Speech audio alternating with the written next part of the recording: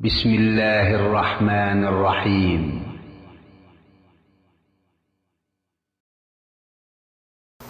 السلام عليكم ورحمة الله وبركاته.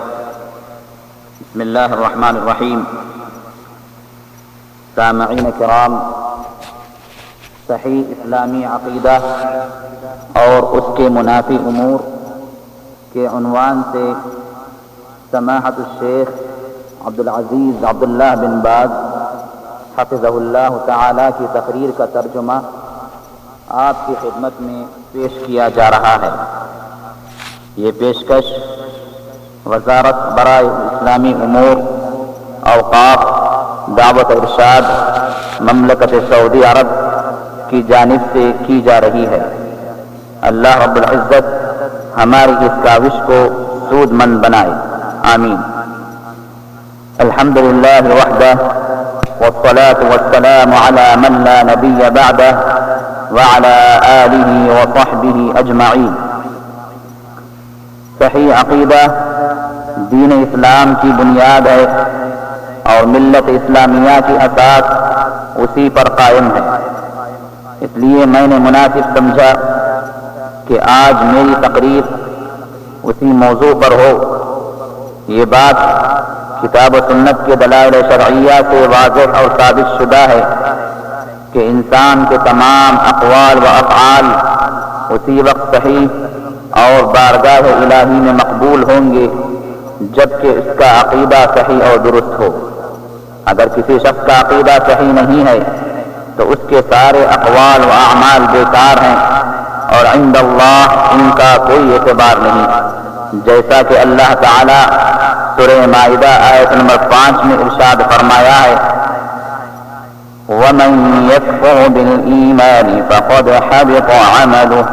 وَهُوَ فِي الْآخِرَةِ مِنَ الْخَاسِرِينَ۔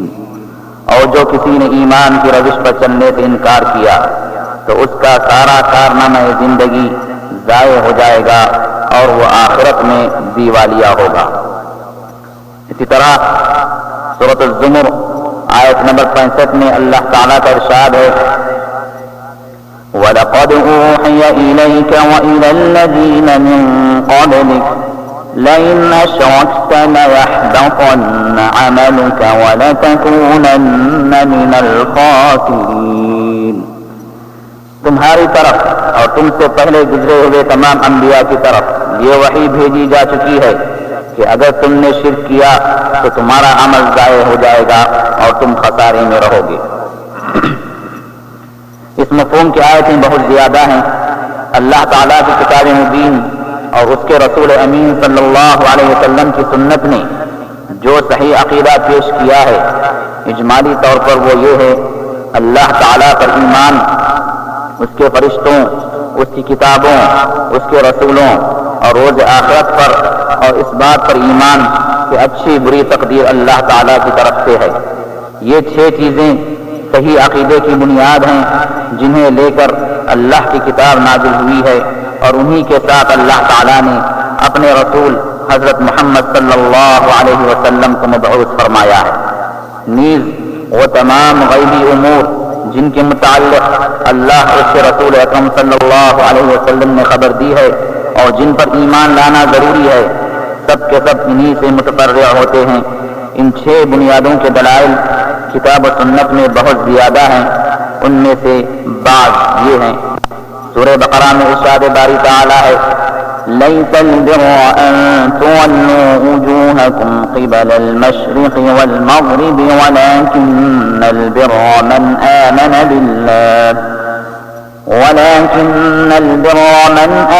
بِاللَّهِ وَالْيَوْمِ الْآخِرِ وَالْمَلَائِكَةِ وَالْكِتَابِ وَالنَّبِيِّينَ۔ نیکی یہ نہیں ہے کہ تم نے اپنے چہرے مشرق کی طرف کر لیے یا مغرب کی طرف، بلکہ نیکی یہ ہے کہ آدمی اللہ کو اور یوم آخر کو اور ملائکہ کو اور اللہ کی نازل کی ہوئی کتاب اور اس کے پیغمبروں کو دل سے مانے۔ اسی طرح ارشاد باری تعالی ہے، آمن الرسول بما انزل الیہ من ربہ والمؤمنون كل كل آمن بالله وملائكته وكتبه ورسله لا نفرق بين أحد من رسله. رسول اس ہدایت پر ایمان لایا ہے جو اس کے رب کی طرف سے اس پر نازل ہوئی ہے، اور جو لوگ اس رسول کے ماننے والے ہیں انہوں نے بھی اس ہدایت کو دل سے تسلیم کر لیا ہے. یہ سب اللہ اور اس کے فرشتوں اور اس کی کتابوں اور اس کے رسولوں کو مانتے ہیں، اور ان کا قول یہ ہے کہ ہم اللہ کے رسولوں کو ایک دوسرے سے الگ نہیں کرتے. یا ایھا الذین آمنوا آمنوا باللہ ورسولہ والکتاب الذی نزل علی رسولہ والكتاب الذي نزل على رسوله والكتاب الذي أنزل من قبل ومن يكفر بالله وملائكته وكتبه ورسله واليوم الآخر فقد ضل ضلالا بعيدا. سورہ نساء میں اللہ تعالی ارشاد فرماتے ہیں، اے لوگو جو ایمان لائے ہو، ایمان لاؤ اللہ پر اور اس کے رسول پر اور اس کتاب پر جو اللہ نے اپنے رسول پر نازل کی ہے، اور اس کتاب پر جو اس سے پہلے وہ نازل کر چکا ہے، جس نے اللہ اور اس کے ملائکہ اور اس کی کتابوں اور اس کے رسولوں اور روز آخرت سے کفر کیا وہ گمراہی میں بھٹک کر بہت دور نکل گیا. ألم تعلم أن الله يعلم ما في السماء والأرض إن ذلك في كتاب إن ذلك على الله يسير. کیا تم نہیں جانتے کہ آسمان و زمین کی ہر چیز اللہ کے علم میں ہے؟ سب کچھ ایک کتاب میں درج ہے، اللہ کے لیے کچھ بھی مشکل نہیں. ان اصولوں پر دلالت کرنے والی صحیح حدیثیں بھی کثرت سے وارد ہوئی ہیں. مثلا وہ مشہور حدیث جس کو امام مسلم رحمۃ اللہ علیہ نے امیر المؤمنین حضرت عمر بن خطاب رضی اللہ تعالی عنہ سے اپنی جامع صحیح میں روایت کی ہے کہ حضرت جبرائیل علیہ السلام نے رسول اللہ صلی اللہ علیہ وسلم سے ایمان کے متعلق دریافت کیا تو آپ صلی اللہ علیہ وسلم نے فرمایا کہ ایمان یہ ہے کہ تم ایمان لاؤ اللہ پر، اس کے فرشتوں پر، اس کی کتابوں، اس کے رسولوں اور یوم آخرت پر، اور اس بات پر کہ اچھی بری تقدیر اللہ تعالی کی طرف سے ہے. اس حدیث کو شیخین امام بخاری رحمۃ اللہ علیہ و مسلم رحمۃ اللہ علیہ نے حضرت ابو ہریرہ رضی اللہ تعالی عنہ سے بھی روایت کیا ہے. ایک مسلمان پر اللہ تعالی کے حق میں اور آخرت کے متعلق جن امور کا اعتقاد رکھنا واجب ہے اور اس کے علاوہ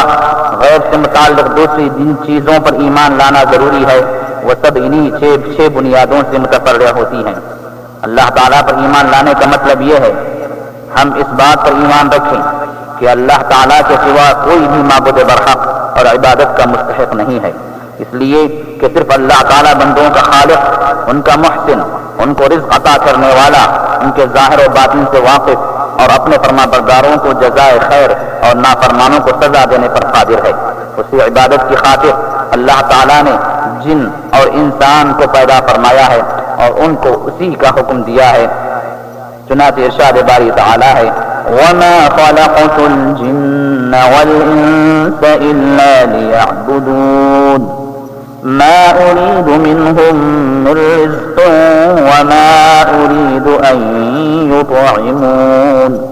إِنَّ اللَّهَ هُوَ الرَّزَّاقُ ذُو الْقُوَّةِ الْمَتِينُ. میں نے جن اور انسانوں کو اس کے سوا کسی کام کے لیے پیدا نہیں کیا کہ وہ میری بندگی کریں. میں ان سے کوئی رزق نہیں چاہتا اور نہ میں یہ چاہتا ہوں کہ وہ مجھے کھلائیں. اللہ تو خود ہی رازق ہے، بڑی قوت والا اور زبردست ہے. یا ایھا الناس اعبدوا ربکم الذی خلقکم والذین من قبلکم لعلکم تتقون. الذي جعل لكم الأرض فراشا والسماء بناء وأنزل من السماء ماء فأخرج به من الثمرات رزقا لكم فلا تجعلوا لله أندادا وأنتم تعلمون. اے لوگو بندگی اختیار کرو اپنے اس رب کی جو تمہارا اور تم سے پہلے جو لوگ گزر چکے ہیں ان سب کا خالق ہے. تمہارے بچنے کی توقع اسی صورت سے ہو سکتی ہے، وہی تو ہے جس نے تمہارے لیے زمین کا فرش بچھایا، آسمان کی چھت بنائی، اوپر سے پانی برسایا اور اس کے ذریعے سے ہر طرح کی پیداوار نکال کر تمہارے لیے رزق بہم پہنچایا. بس جب تم یہ جانتے ہو تو دوسروں کو اللہ کا مد مقابل نہ ٹھہراؤ. اسی حق کی تعلیم و تبلیغ اور اس کی منافی چیزوں سے ڈرانے کے لیے اللہ تعالیٰ نے اپنے رسول بھیجے اور کتابیں نازل فرمائی، جیسا کہ اللہ تعالیٰ کا ارشاد ہے وَلَقَدْ بَعَثْنَا فِي كُلِّ أُمَّةٍ رَسُولًا أَنِ اعْبُدُوا اللَّهَ وَاجْتَنِبُوا الطَّاغُوتَ. ہم نے ہر امت میں ایک رسول بھیج دیا اور اس کے ذریعے سے سب کو خبردار کر دیا کہ اللہ کی بندگی کرو اور طاغوت کی بندگی سے بچو. اور سورہ انبیاء میں فرمایا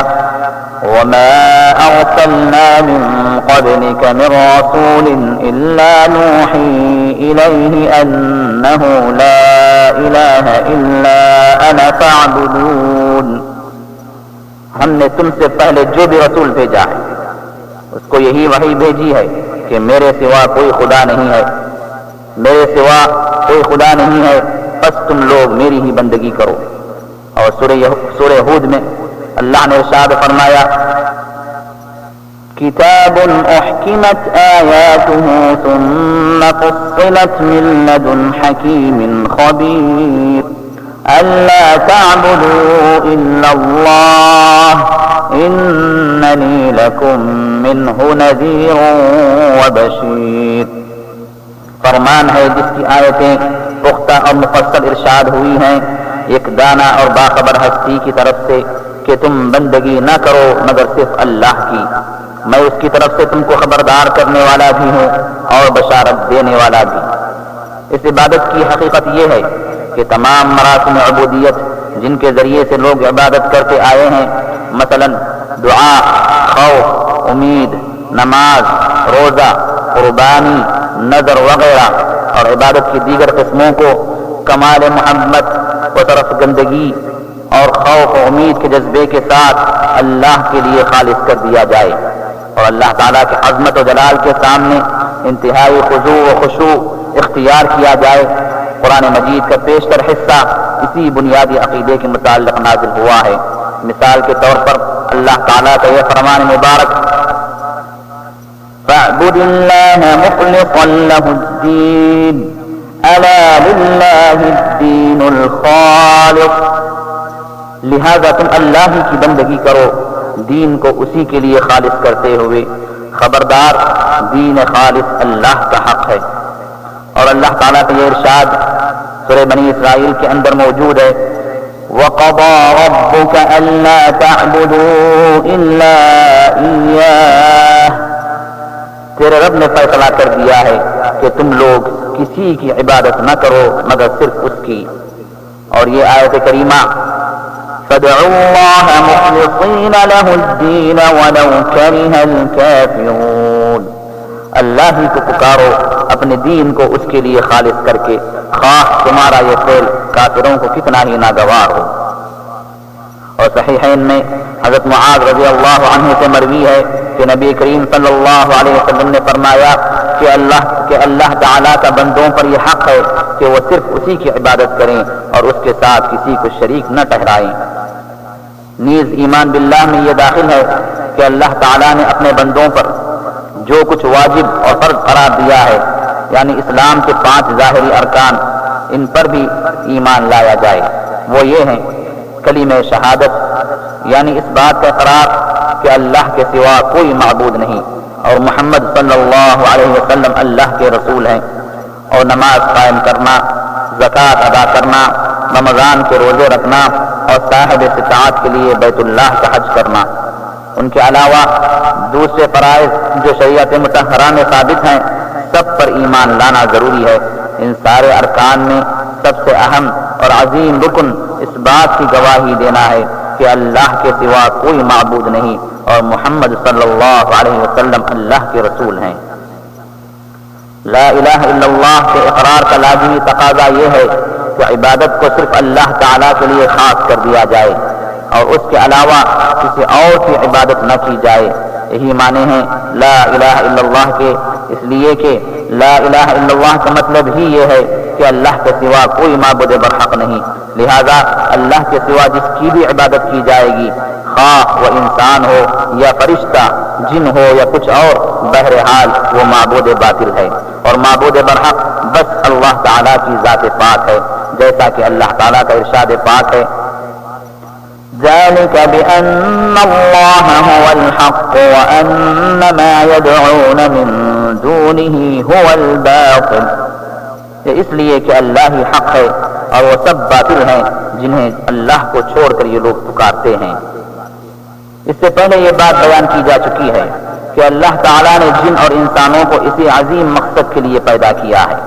اور اسی کے لیے اپنے رسول بھیجے اور کتابیں نازل کی، لہذا اس بات پر خوب غور کر کے اس کو اچھی طرح سمجھ لو تاکہ تم پر واضح ہو جائے کہ اس اہم ترین بنیاد دین کے بارے میں کس طرح آج اکثر مسلمان انتہائی خطرناک حد تک جہالت کا شکار ہو چکے ہیں، یہاں تک کہ انہوں نے اللہ تعالیٰ کی عبادت میں دوسروں کو شریک ٹھہرا لیا اور اس کے مخصوص حقوق میں دوسروں کو شامل کر دیا۔ اللہ المستعان۔ نیز اللہ تعالیٰ پر ایمان لانے میں یہ بھی شامل ہے کہ ہم اس بات پر ایمان رکھیں کہ اللہ تعالیٰ اس کائنات کے خالق اور مدبر ہے اور اپنے علم و قدرت کی بنیاد پر جس طرح چاہتا ہے وہ خود سارے معاملات کا انتظام فرماتا ہے، اور یہ کہ وہ دنیا و آخرت اور سارے جہاں والوں کا مالک ہے، اس کے علاوہ کوئی خالق اور پروردگار نہیں ہے۔ اس نے اپنے بندوں کی اصلاح کے لیے اور ان کو دنیا و آخرت کی صلاح اور نجات و کامرانی کی راہ دکھانے کے لیے اپنے رسول بھیجے اور کتابیں نازل کی، اور یہ کہ ان ساری باتوں میں اللہ کا کوئی شریک نہیں۔ اللہ تعالیٰ کا ارشاد ہے اللہ خالق کل شیء وهو على كل شیء وکیل، اللہ ہر چیز کا خالق اور وہی ہر چیز پر نگہبان ہے۔ نیز اللہ تعالیٰ نے سورہ اعراف میں ارشاد فرمایا ان ربکم اللہ الذی خلق السماوات والارض فی 6 ایام ثم استوى على العرش يغشي الليل النهار يطلبه حثيثا والشمس والقمر والنجوم مسخرات بأمره ألا له الخلق والأمر تبارك الله رب العالمين۔ در حقیقت تمہارا رب اللہ ہی ہے جس نے آسمان اور زمین کو 6 دنوں میں پیدا کیا اور پھر عرش پر مستوی ہوا، جو رات کو دن پر ڈھانپ دیتا ہے اور پھر دن رات کے لیے پیچھے دوڑا چلا آتا ہے، جس نے سورج اور چاند اور تارے پیدا کیے، سب اس کے فرمان کے تابع ہیں، خبردار ہو اسی کی خلق ہے اور اسی کا امر ہے، بڑا بابرکت ہے اللہ سارے جہانوں کا مالک و پروردگار۔ ایمان باللہ کے مفہوم میں یہ بھی شامل ہے کہ اللہ تعالیٰ کے تمام اسماء حسنہ اور اعلیٰ صفات جن کا قرآن پاک میں ذکر آیا ہے اور وہ رسول امین صلی اللہ علیہ وسلم سے ثابت ہیں، ان سب پر ایمان لایا جائے بغیر ان میں تحریف یا تعطیل کرتے ہوئے یا ان کی کیفیت متعین کرتے ہوئے یا ان کو کسی اور چیز سے مشابہ قرار دیتے ہوئے۔ ہم پر واجب ہے کہ ان صفات پر اسی طرح ایمان لے آویں جس طرح یہ وارد ہوئی ہیں، ان کی کیفیت کی تعین کی جستجو کے بغیر، بلکہ یہ صفات جن عظیم اور اعلیٰ معانی پر دلالت کرتی ہیں ان پر ایمان لایا جائے، اس لیے کہ وہ اللہ کی صفات ہیں۔ ہم پر واجب ہے کہ ان صفات سے اللہ تعالیٰ کو متصف سمجھیں جس طرح وہ اس کی ذات پاک کے لیے موضوع اور اس کے شایان شان ہیں، اور اس کی مخلوقات کی کسی صفت سے مشابہ نہ ہو، جیسا کہ اللہ تعالیٰ کا ارشاد ہے لیس کمثلہ شیء وہو السمیع البصیر، کائنات کی کوئی چیز اس کے مشابہ نہیں اور وہ سب کچھ سننے والا اور دیکھنے والا ہے۔ اور اللہ تعالیٰ نے فرمایا فلا تضربوا للہ الامثال ان اللہ یعلم وانتم لا تعلمون، بس اللہ کے لیے مثالیں نہ گھڑو، اللہ جانتا ہے تم نہیں جانتے۔ یہی اہل سنت والجماعت کا عقیدہ ہے۔ رسول اللہ صلی اللہ علیہ وسلم کے اصحاب کرام اور دین حق کی اتباع میں ان کے نقش قدم پر چلنے والے حضرات تابعین کا یہی عقیدہ رہا ہے جیسا کہ امام ابو الحسن اشعری رحمۃ اللہ علیہ نے اپنی کتاب المقالات عن اصحاب الحدیث و اہل السنہ میں بیان کیا ہے، اور ان کے علاوہ دوسرے اہل علم و ایمان حضرات نے بھی لکھا ہے۔ امام اوزاعی فرماتے ہیں کہ امام زہری رحمۃ اللہ علیہ اور مکحول رحمۃ اللہ علیہ سے اللہ تعالیٰ کی صفات کے متعلق وارد ہونے والی آیتوں کے بارے میں دریافت کیا گیا، تو انہوں نے کہا ان آیات کو اسی طرح رہنے دو جس طرح وہ نازل ہوئی ہیں۔ ولید بن مسلم رحمۃ اللہ علیہ کہتے ہیں کہ امام مالک رحمۃ اللہ علیہ اور امام اوزاعی رحمۃ اللہ علیہ، لیث بن سعد، سفیان ثوری رحمہم اللہ سے اللہ تعالیٰ کی صفات سے متعلق وارد نصوص شرعیہ کے بارے میں دریافت کیا گیا، تو ان سب نے جواب دیا کہ ان کو بغیر کیفیت و کنہ جاننے کی جستجو کے جس طرح وارد ہوئی ہیں اسی طرح تسلیم کر لو۔ امام اوزاعی رحمۃ اللہ علیہ فرماتے ہیں کہ جب کہ ہمارے درمیان تابعین حضرات بڑی تعداد میں موجود تھے، ہم کہا کرتے تھے کہ اللہ تعالیٰ عرش پر ہے، نیز صفات الہی کے متعلق وارد احادیث پر بھی ہم ایمان رکھتے تھے۔ اور جب امام مالک رحمۃ اللہ علیہ کے شیخ حضرت ربیعہ بن ابو عبد الرحمن سے استوا کے متعلق پوچھا گیا تو انہوں نے جواب دیا کہ استوا زبان میں کوئی غیر معروف چیز نہیں، مگر اس کی کیفیت کی تعین کرنا عقل کی دسترس میں نہیں ہے، اور اللہ تعالیٰ کی طرف سے ایک پیغام ہے، رسول پر اس کو اچھی طرح پہنچا دینا واجب اور ہمارے لیے اس کی تصدیق کرنا لازم ہے۔ اسی طرح جب امام مالک رحمۃ اللہ علیہ سے اس کے متعلق پر دریافت کیا گیا تو انہوں نے فرمایا استوا معلوم ہے مگر اس کی کیفیت مجہول ہے، اس پر ایمان لانا واجب ہے اور اس کے متعلق سوال کرنا بدعت ہے۔ پھر آپ نے سائل کو مخاطب کرتے ہوئے فرمایا میرا خیال ہے کہ تم شرف پسند آدمی ہو، اور اس کو مجلس سے نکلوا دیا۔ اسی طرح کی بات ام المؤمنین حضرت ام سلمہ رضی اللہ تعالی عنہا سے بھی مروی ہے۔ امام عبداللہ بن مبارک رحمۃ اللہ علیہ نے فرمایا ہم اپنے رب کو اس حیثیت سے جانتے ہیں کہ وہ اپنی مخلوق سے جدا آسمانوں کے اوپر عرش پر ہے۔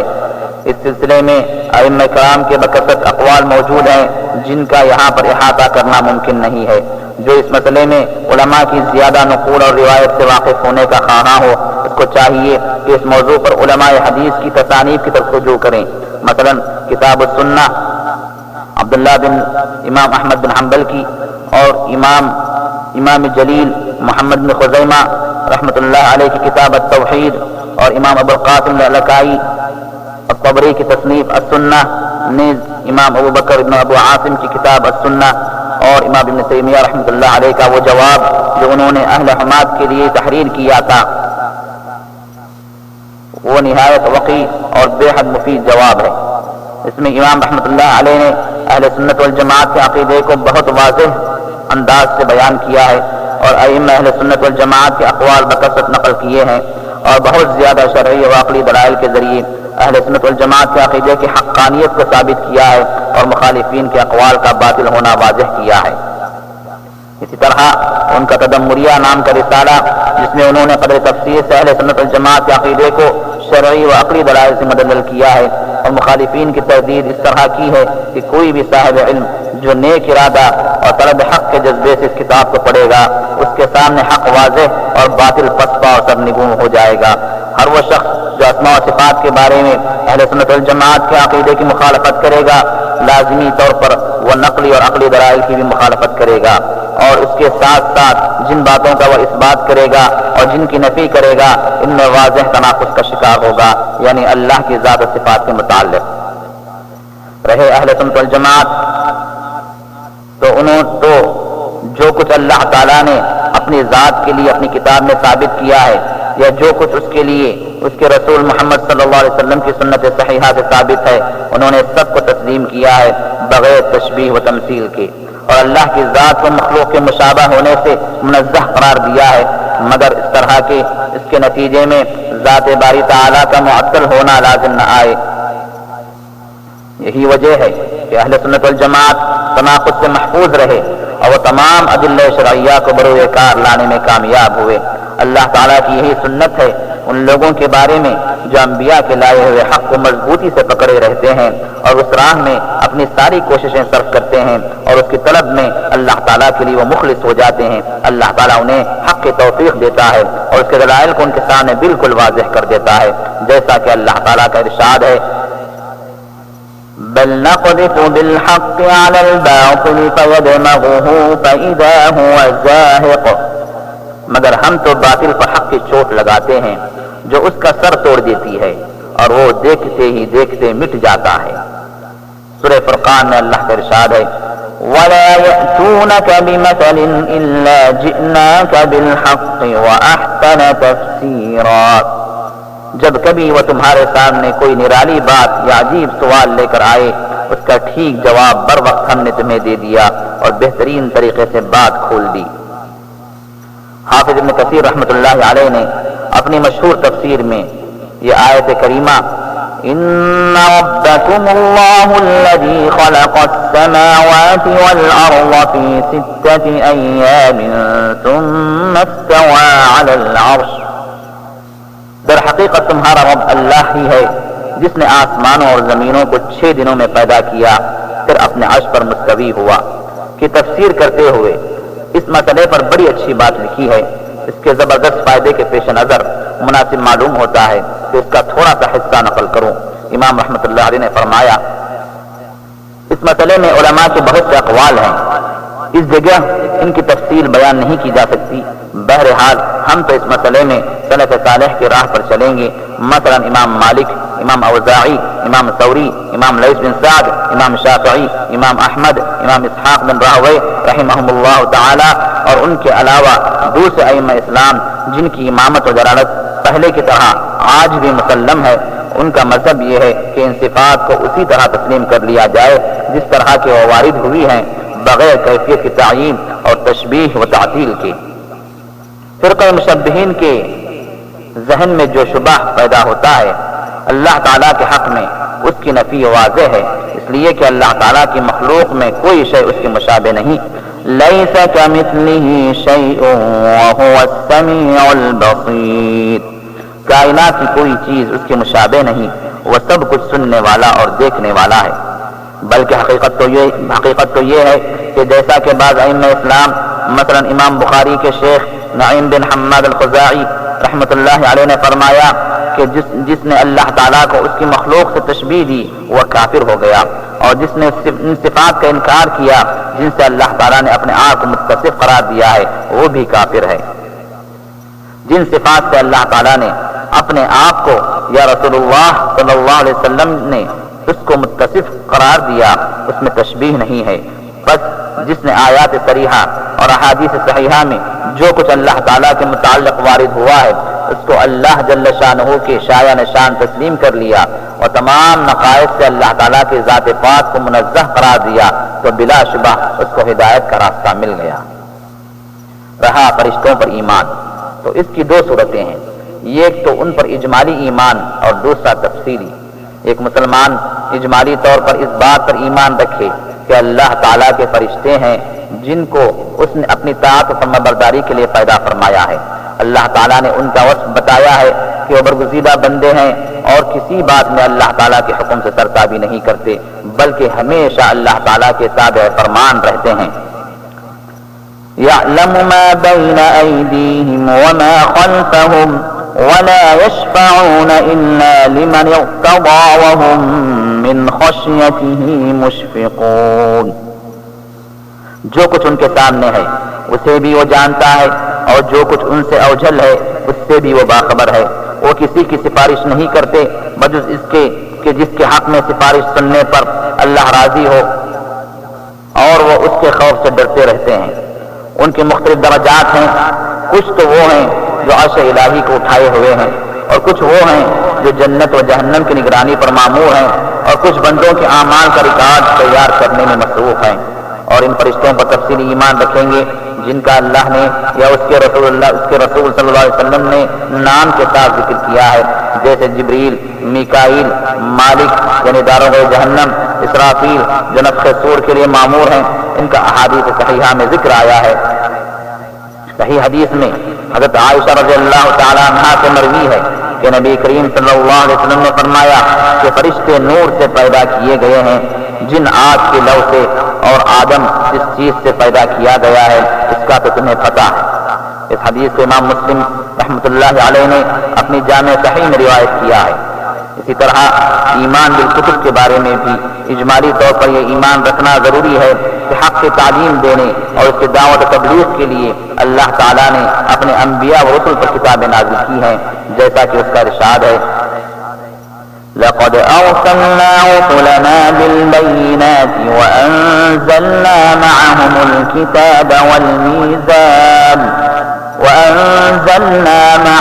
الكتاب والميزان ليقوم الناس بالقسط.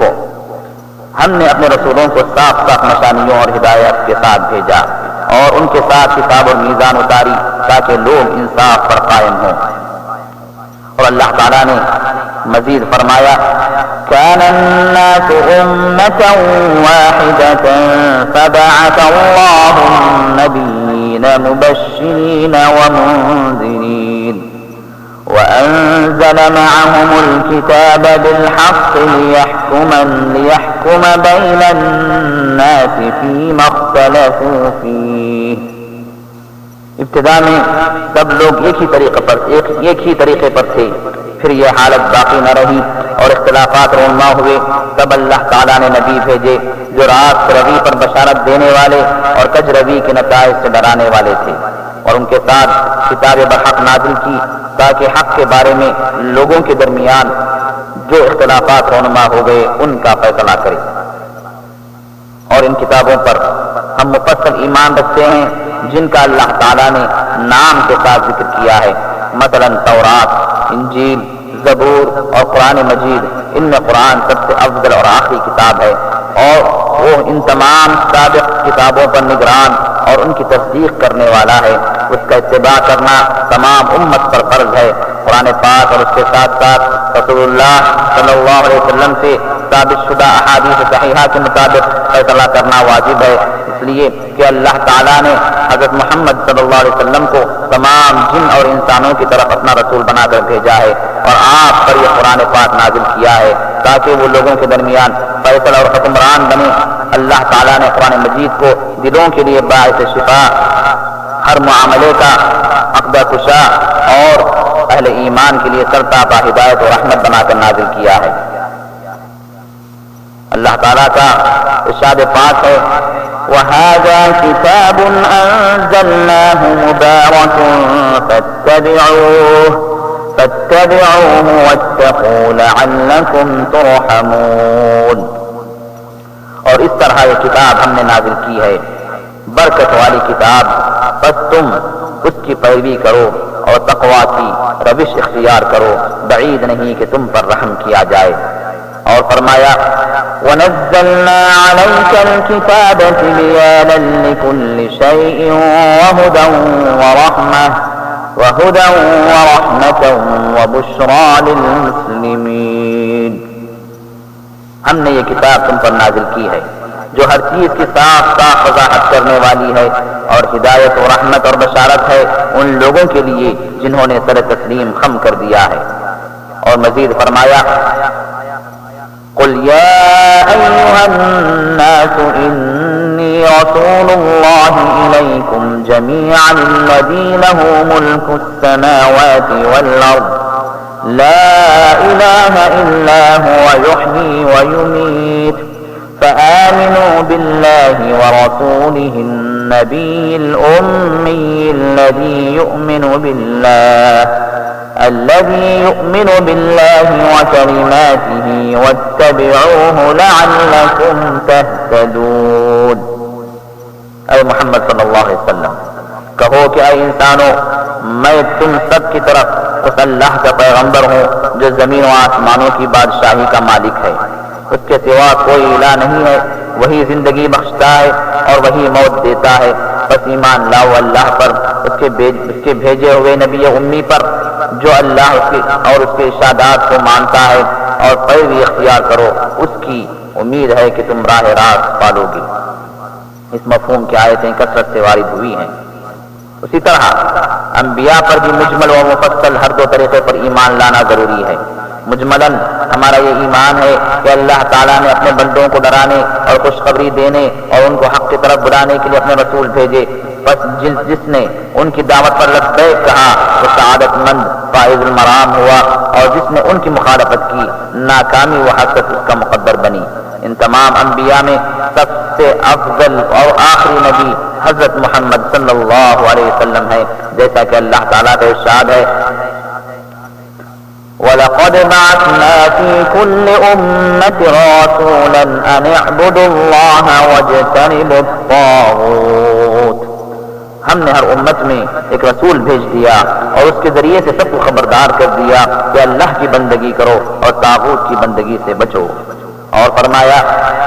رسلا مبشرین ومنذرین لئلا یکون للناس علی اللہ حجۃ بعد الرسل، یہ سارے رسول خوشخبری دینے والے اور ڈرانے والے بنا کر بھیجے گئے تھے تاکہ ان کو مبعوث کر دینے کے بعد لوگوں کے پاس اللہ کے مقابلے میں کوئی حجت نہ رہے۔ مزید ارشاد فرمایا ما كان محمد ابا احد من رجالكم ولكن رسول الله وخاتم النبيين، محمد صلی اللہ علیہ وسلم تمہارے مردوں میں سے کسی کے باپ نہیں ہے مگر وہ اللہ کے رسول اور خاتم النبیین ہیں۔ ان انبیاء اور رسولوں میں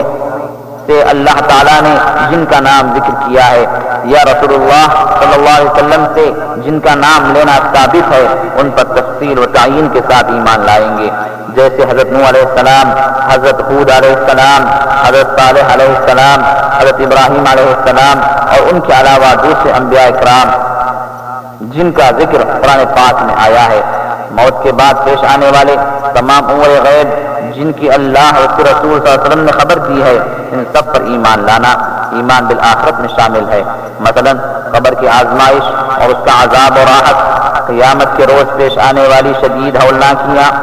صراط، میزان، حساب و کتاب، جزا و سزا اور لوگوں کے درمیان نام اعمال کی تقسیم، اور کچھ لوگوں کا انہیں داہنے ہاتھ میں لینا اور کچھ لوگوں کا بائیں ہاتھ یا پیٹھ کے پیچھے سے لینا۔ نیز ایمان بالآخرت میں حوض کوثر پر ایمان لانا بھی شامل ہے جو کہ رسول اللہ صلی اللہ علیہ وسلم کو قیامت کے روز عطا ہونے والا ہے۔ جنت و جہنم پر ایمان لانا بھی ایمان بالآخرت کا جزء ہے۔ اہل ایمان کا اپنے رب جل شانہ کو دیکھنا اور اللہ تعالیٰ کا ان کے ساتھ بات کرنا، اور ان سب کے علاوہ قرآن کریم اور رسول اللہ صلی اللہ علیہ وسلم کی احادیث صحیحہ کے ذریعے سے احوال قیامت کے متعلق جو کچھ ثابت ہے ان سب پر اس طرح سے ایمان لانا اور ان کی تصدیق کرنا ضروری ہے جس طرح کہ اللہ اس کے رسول اکرم صلی اللہ علیہ وسلم نے ان کے بارے میں بتایا ہے۔ قضا و قدر پر ایمان رکھنا 4 باتوں سے مستلزم ہے۔ پہلی بات تو یہ ہے کہ جو کچھ ہو چکا ہے اور جو کچھ ہونے والا ہے اللہ کو اس کا علم حاصل ہے، اور یہ کہ اللہ تعالیٰ اپنے بندوں کی جملہ احوال کو خوب اچھی طرح جانتا ہے، ان کے رزق، ان کی عمریں اور ان کے سارے اعمال اور دوسرے تمام امور کا اس کو مکمل علم حاصل ہے اور اس پر کوئی چیز مخفی نہیں ہے، جیسا کہ ارشاد باری تعالیٰ ہے ان اللہ بكل شیء علیم،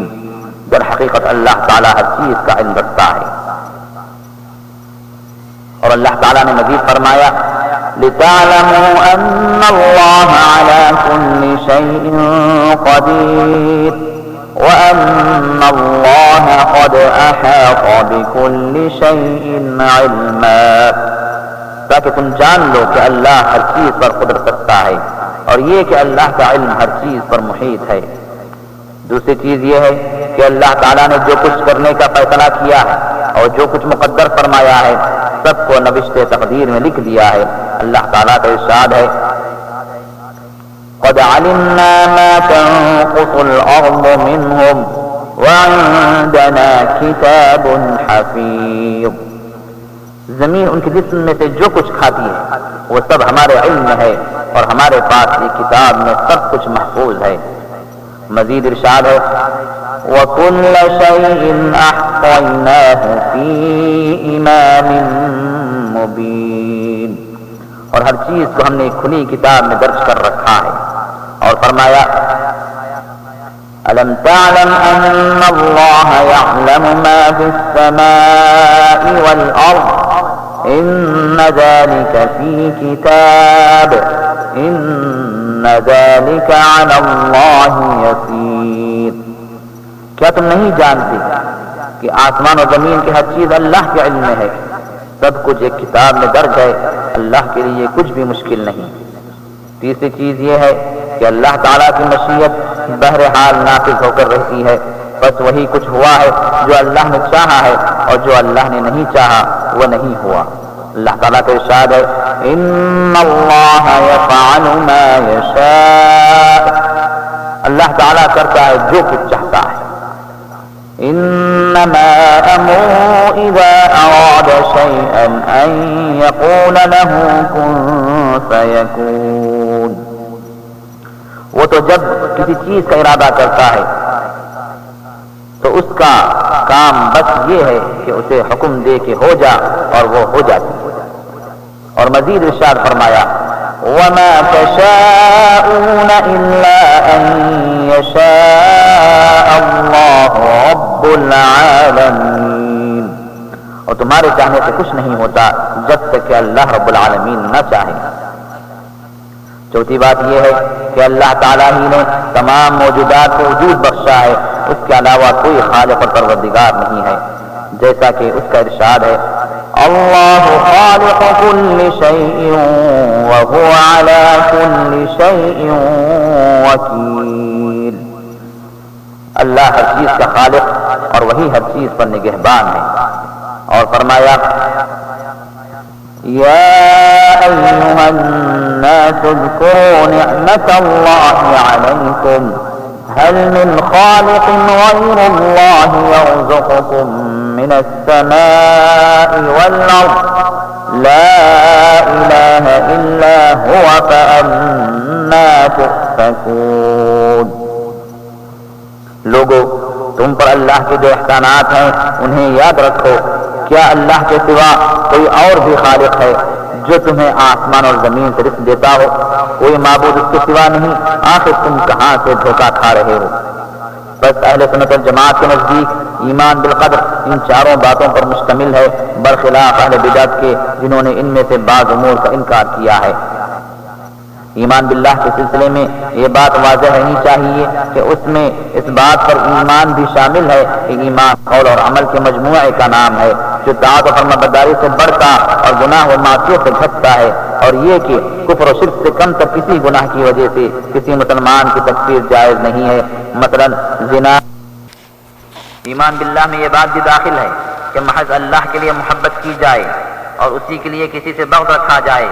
اور دوستی و دشمنی صرف اسی کے لیے ہو۔ ایک سچا مومن اہل ایمان کو دوست رکھتا ہے، ان سے محبت کرتا ہے، اور کفار سے بغض رکھتا ہے اور ان سے دشمنی کرتا ہے۔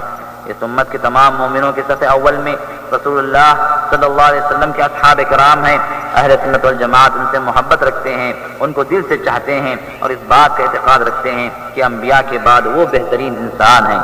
صلی اللہ علیہ وسلم نے فرمایا خیر القرون قرنی ثم الذین یلونہم ثم الذین یلونہم، یعنی تمام صدیوں میں سب سے بہتر صدی ہماری ہے، اس کے بعد جو لوگ ہوں گے پھر اس کے بعد جو لوگ ہوں گے۔ نیز اہل سنت والجماعت اس بات کا بھی اعتقاد رکھتے ہیں کہ صحابہ اکرام میں سب سے افضل حضرت ابوبکر صدیق، پھر حضرت عمر فاروق، پھر حضرت عثمان ذو النورین، پھر حضرت علی مرتضیٰ، اور ان کے بعد بقیہ عشر مبشرہ رضی اللہ عنہم اجمعین ہیں۔ اور ان کے درمیان آپس میں جو اختلافات رونما ہوئے ان کے بارے میں اہل سنت والجماعت نے سکوت اختیار کرنے کا موقف اپنایا ہے۔ وہ یہ سمجھتے ہیں کہ انہوں نے اجتہاد سے کام لیا تھا، لہذا جن کا اجتہاد صحیح تھا ان کو دوہرا اجر ملے گا، اور جن کا اجتہاد صحیح نہ تھا ان کو ایک اجر ملے گا۔ اسی طرح اہل سنت والجماعت اہل بیت سے محبت رکھتے ہیں اور ان سے مومن اہل بیت سے محبت رکھتے ہیں۔ اسی طرح اہل سنت والجماعت مومن اہل بیت سے محبت رکھتے ہیں اور ان سے انتہائی اپنائیت اور انس محسوس کرتے ہیں، اور تمام ازواج مطہرات سے بھی تعظیم احترام کے جذبے کے ساتھ محبت رکھتے ہیں، اور ان کو تمام اہل ایمان کی مائیں سمجھتے ہیں، اور ان سب کے لیے اللہ سے رضا طلبی کی دعا کرتے ہیں، اور روافض کے طریقے سے اظہار برات کرتے ہیں جو اصحاب رسول اللہ صلی اللہ علیہ وسلم سے بغض رکھتے ہیں اور ان کو گالیاں دیتے ہیں، اور اہل بیت کی محبت میں غلو سے کام لیتے ہیں، اور ان کو اللہ تعالیٰ نے جو مقام بخشا ہے وہ انہیں اس سے اوپر اٹھاتے ہیں۔ اور اسی طرح اہل سنت والجماعت نواسب کے طریقے سے بھی بیزاری کا اظہار کرتے ہیں جو کہ کسی قول یا عمل سے اہل بیت کو تکلیف پہنچاتے ہیں۔ اس مختصر تقریر میں ہم نے جو کچھ بیان کیا ہے وہی صحیح اسلامی عقیدہ ہے، جس کے ساتھ اللہ تعالیٰ نے اپنے رسول حضرت محمد صلی اللہ علیہ وسلم کو بھیجا ہے۔ یہی فرقہ ناجیہ یعنی اہل سنت والجماعت کا عقیدہ ہے، جس کے بارے میں نبی کریم صلی اللہ علیہ وسلم نے ارشاد فرمایا ہے: لا تزال طائفة من امتی علی الحق منصورة لا يضرهم من خذلهم حتى يأتي امر اللہ۔ میری امت میں برابر یہ گروہ حق پر قائم رہے گا جس کو اللہ کی تائید حاصل ہوگی، لوگ ان کا ساتھ چھوڑ کر ان کو کوئی نقصان نہیں پہنچا سکیں گے تاکہ اللہ کا حکم آ پہنچے۔ رسول اللہ صلی اللہ علیہ وسلم نے ایک اور حدیث میں فرمایا: یہود 71 فرقوں میں تقسیم ہوئے اور نصارہ 72 فرقوں میں بٹ گئے، اور یہ امت 73 فرقوں میں منقسم ہو جائے گی، سب کے سب دوزخی ہوں گے سوائے ایک کے۔ صحابہ اکرام نے عرض کیا: وہ کون سا فرقہ ہوگا اے اللہ کے رسول؟ آپ صلی اللہ علیہ وسلم نے فرمایا: وہ جو میرے اور میرے صحابہ کے طریقے پر ہوگا۔ یہی وہ عقیدہ ہے جس پر ہمیشہ مضبوطی سے قائم و دائم رہنا چاہیے اور اس کی خلاف ورزی سے ڈرتے رہنا چاہیے۔ جو لوگ اس عقیدے صحیحہ سے منحرف ہیں اور ان کے برعکس طریقے پر چلتے ہیں، ان کی بھی بہت سی قسمیں ہیں۔ ان میں سے کچھ تو بتوں، مورتیوں، فرشتوں، اولیاء، جنوں، درختوں اور پتھروں وغیرہ کی پرستش کرتے ہیں۔ انہوں نے تو انبیاء اور رسول کی دعوت کو سرے سے قبول ہی نہیں کیا، بلکہ اس کی مخالفت کی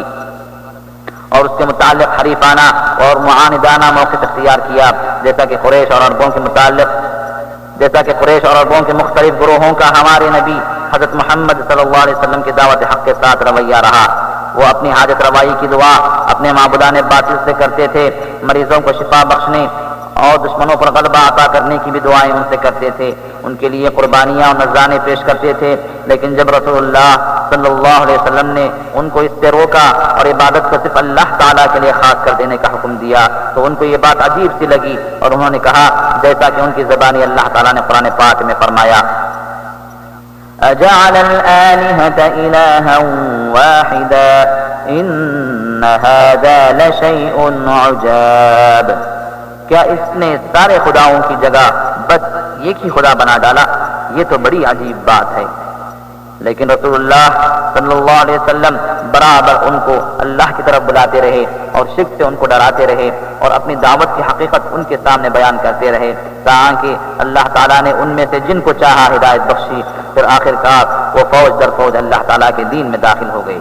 اور رسول اللہ صلی اللہ علیہ وسلم اور آپ کے صحابہ کرام اور حضرات تابعین کی مسلسل دعوت و تبلیغ اور طویل جہاد کے بعد اللہ تعالیٰ کا دین سارے ادیان پر غالب ہو گیا۔ پھر حالات نے پلٹا کھایا اور جہالت نے خلق خدا کی اکثریت پر اپنا پنجہ گاڑا، یہاں تک کہ اکثر لوگ دین جاہلیت کی طرف لوٹ گئے، انبیاء اور اولیاء کے احترام و تعظیم میں غلو کرنے لگے اور ان سے دعائیں کرنے اور مدد طلب کرنے لگے، اور اس جیسے دوسرے مشرکانہ امور میں مبتلا ہو گئے، اور انہوں نے لا الہ الا اللہ کے مطلب کو فراموش کر دیا اور اس کو اس طرح نہیں سمجھا جیسا کہ کفار عرب نے سمجھا تھا۔ واللہ المستعان۔ یہ شرک برابر لوگوں میں پھیلتا رہا اور آج تک پھیل رہا ہے۔ اس کا سبب جہالت کا غلبہ اور عہد نبوت سے دوری ہے۔ آج کے مشرکین کو بھی وہی شبہ لاحق ہے جو پہلے کے مشرکین کا شبہ تھا۔ وہ کہا کرتے تھے یہ معبودان باطل تو اللہ کے نزدیک ہمارے سفارشی ہیں۔ قرآن نے ان کا قول نقل کیا ہے: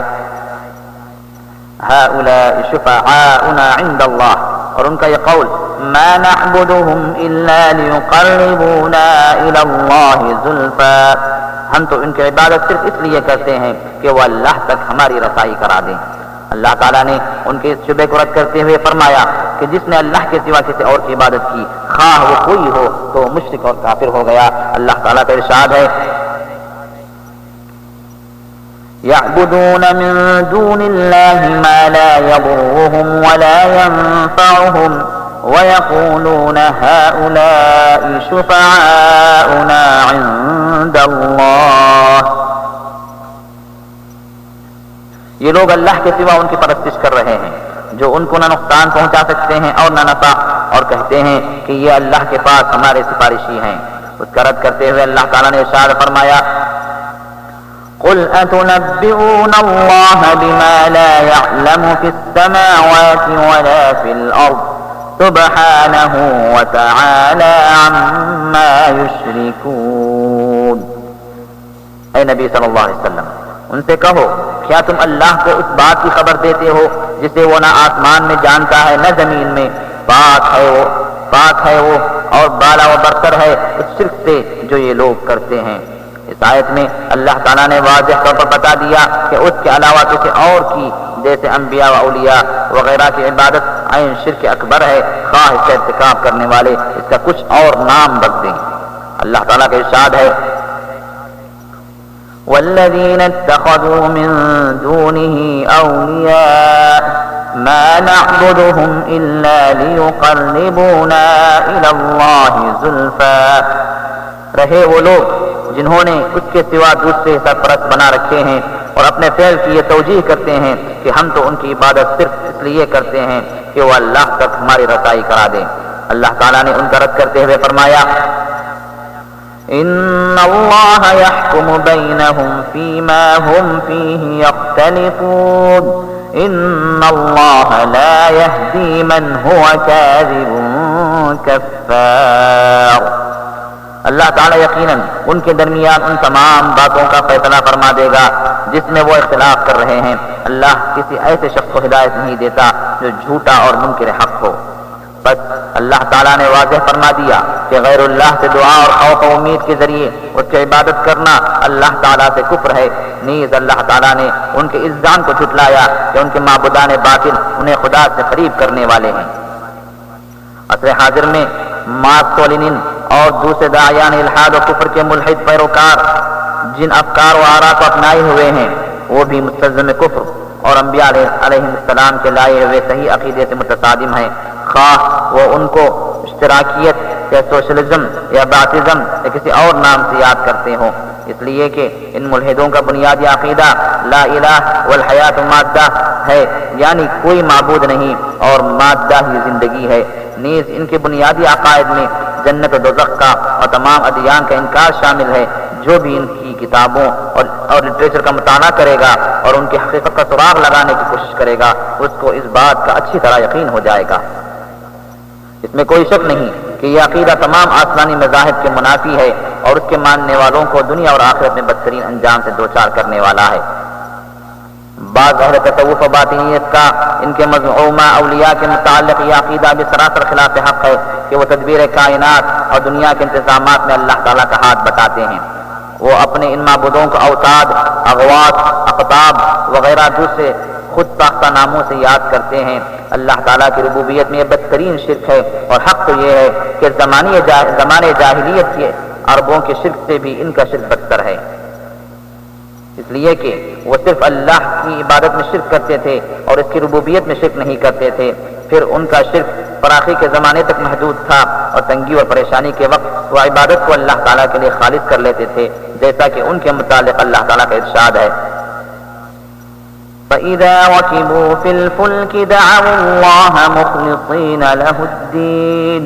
فَلَمَّا نَجَّاهُمْ إِلَى الْبَرِّ إِذَا هُمْ يُشْرِكُونَ، جب یہ لوگ کشتی پر سوار ہوتے ہیں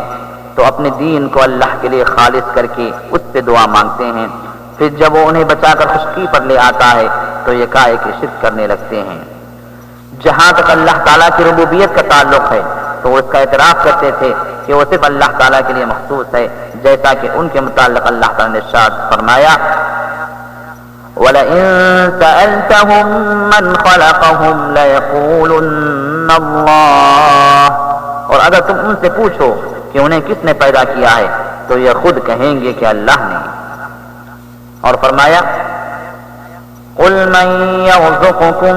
مِّنَ السَّمَاءِ وَالْأَرْضِ أَمَّن يَمْلِكُ السَّمْعَ وَالْأَبْصَارَ وَمَن يُخْرِجُ الْحَيَّ مِنَ الْمَيِّتِ وَيُخْرِجُ الْمَيِّتَ مِنَ الْحَيِّ وَمَن يُدَبِّرُ الْأَمْرَ فَسَيَقُولُونَ اللَّهُ فَقُلْ أَفَلَا تَتَّقُونَ، ان سے پوچھو کون تم کو آسمان اور زمین سے رزق دیتا ہے، یہ سماعت اور بینائی کی قوتیں کس کے اختیار میں ہیں، کون بے جان میں سے جاندار کو اور جاندار میں سے بے جان کو نکالتا ہے، کون اس نظم عالم کی تدبیر کر رہا ہے، وہ ضرور کہیں گے کہ اللہ۔ کہو پھر تم حقیقت کے خلاف چلنے سے پرہیز کیوں نہیں کرتے؟ اس معنی کی آیات کثرت سے وارد ہوئی ہیں۔ آج کے مشرکوں نے پہلے کے مشرکوں کے مقابلے میں دو طریقوں سے اضافہ کیا۔ ایک تو بعض لوگوں نے اللہ تعالیٰ کی ربوبیت میں شرک کیا ہے، دوسرے یہ کہ لوگ تنگی و فراخی ہر دو حالت میں شرک کرتے ہیں، جیسا کہ ہر شخص یہ بات جانتا ہے کہ جس کو ان کے ساتھ رہنے اور ان کے حالات کے بارے میں جانچ پڑتال کرنے کا موقع ملا ہو۔ اور مصر میں حسین اور بدوی کی قبر، عدن میں عدروس کی قبر، یمن میں ہادی کی قبر، شام میں ابن عربی اور عراق میں عبد القادر جیلانی کی قبروں اور ان کے علاوہ دوسری مشہور قبروں پر جو کچھ کیا جاتا ہے، اس کو دیکھا ہو کہ کس طرح عوام ان کے بارے میں غلو کا شکار ہوئے ہیں، اور اللہ تعالیٰ کے بہت سے حقوق میں ان قبر والوں کو شریک و سہیم بنا لیا ہے کہ بہت کم لوگ ہیں جو عوام کو ان چیزوں سے روکتے ہوں اور ان کے سامنے توحید کی حقیقت بیان کرتے ہوں، وہ توحید جس کو لے کر رسول اللہ صلی اللہ علیہ وسلم اور آپ سے پہلے کے انبیاء مبعوث ہوئے ہیں۔ انا للہ و انا الیہ راجعون۔ ہم دعا کرتے ہیں کہ اللہ تعالیٰ ان کو سمجھ عطا کرے اور ان کے درمیان داعیان حق کی تعداد میں اضافہ کرے، اور مسلمانوں کے ارباب حل وعقد اور علماء کو اس شرک اور اس کے اسباب کے ازالے اور اس کے خلاف جد و جہد کرنے کی توفیق عنایت فرمائے۔ بے شبہ اللہ تعالیٰ بڑا سننے والا اور نہایت قریب ہے۔ جہمیہ اور معتزلہ اور ان کے ہم مسلک دوسرے اہل بدعت کے عقائد بھی اسماء و صفات کے متعلق صحیح عقیدہ اسلامی سے متصادم ہیں، جو کہ اللہ کی صفات کا انکار کرتے ہیں اور تمام صفات کمال سے اللہ تعالیٰ کی ذات کو عاری اور معطل سمجھتے ہیں، جس کے نتیجے میں اللہ سبحانہ و تعالیٰ کی ذات پاک کا معدوم اور جمادات و ناممکنات کی قبیل سے ہونا لازم آتا ہے۔ اللہ تعالیٰ ان کے اس نظریے سے بالا و برتر ہے۔ اسی طرح وہ لوگ بھی اس زمرے میں شامل ہیں جو بعض صفات کا انکار کرتے ہیں، مثلا اشاعرہ، جس بات سے بچنے کے لیے انہوں نے بعض صفات کی نفی اور ان کے دلائل کی تعویل کی تھی، دراصل ان کے بعد دوسری صفات اقرار کرنے سے وہی بات لازم آتی ہے۔ اس طریقے سے انہوں نے عقلی اور نقلی دلائل کی مخالفت کی اور واضح تناقض کا شکار ہوئے، مگر اہل سنت والجماعت نے اللہ تعالیٰ کے حق میں ان تمام چیزوں کو تسلیم کیا ہے جن کو خود اللہ نے یا اس کے رسول نے باری تعالیٰ کے حق میں ثابت کیا ہے، خواہ وہ یا صفات اس طرح کے وہ کمال و عظمت پر دلالت کرتے ہوں،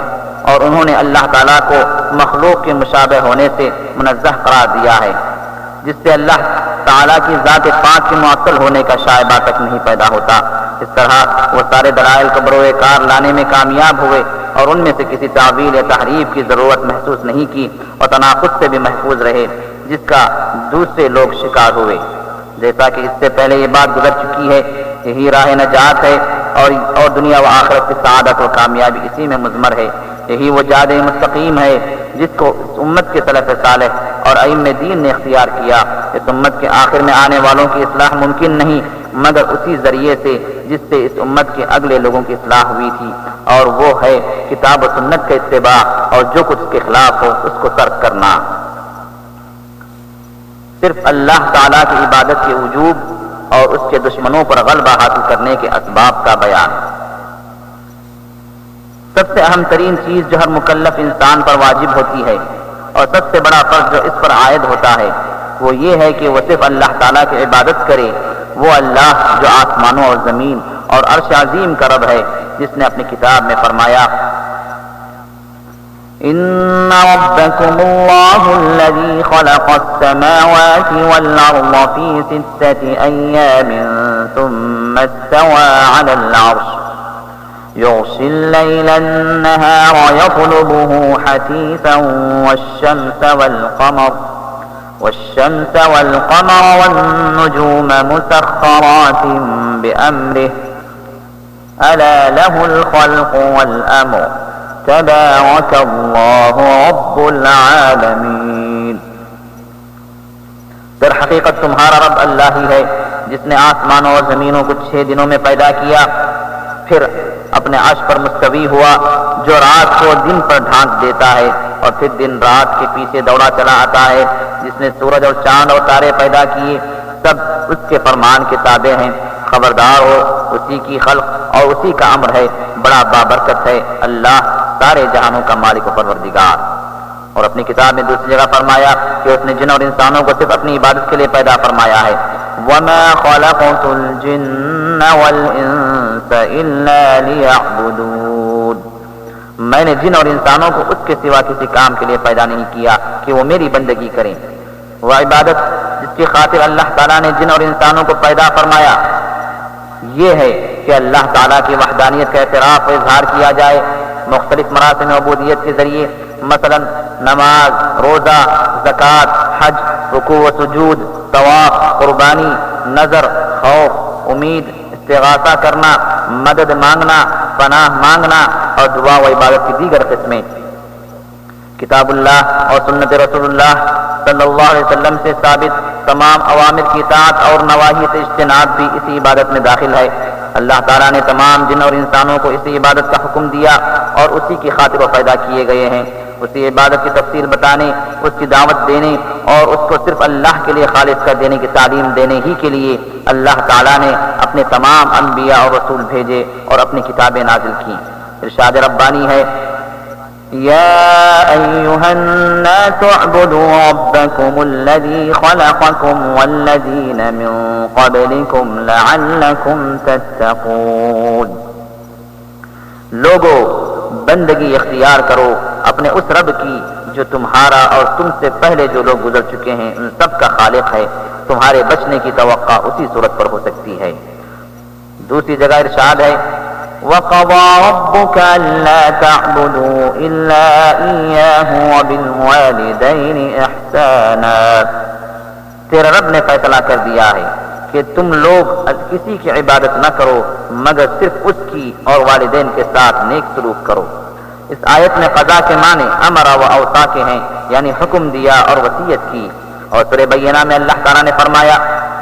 وَمَا أُمِرُوا إِلَّا لِيَعْبُدُوا اللَّهَ مُخْلِصِينَ لَهُ الدِّينَ حُنَفَاءَ وَيُقِيمُوا